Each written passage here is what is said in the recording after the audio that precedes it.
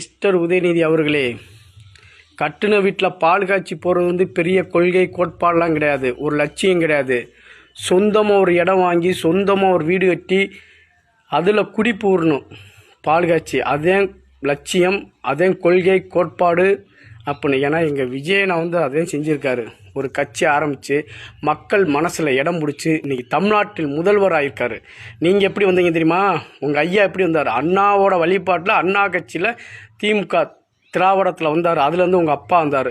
உங்கள் அப்பாவிலேருந்து நீங்கள் வந்திருக்கீங்க. எல்லாம் கட்டின வீட்டில் தான் நீங்கள் பால் காய்ச்சி வந்திருக்கீங்க. சொந்த வீடு நீங்கள் கட்டி வரல. நீங்கள் கொள்கை கோட்பாடை பற்றி பேசக்கூடாது, சரியா? நீங்கள் விஜயனா மாதிரி தனி கட்சி ஆரம்பித்து தனி சின்ன வாங்கி ஒரு தொகுதி நீங்கள் ஜெயிச்சுப்படுங்க. நீங்கள் என்ன சொல்கிறீங்களா நான் கேட்குறேன்.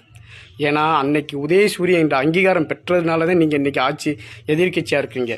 விஜயனா மாதிரி தனி கட்சியில் தனி சின்னத்தில் நின்று நீங்கள் ஜெயிச்சிருங்க. நீங்கள் என்ன சொல்கிறீங்களா நான் கேட்குறேன்.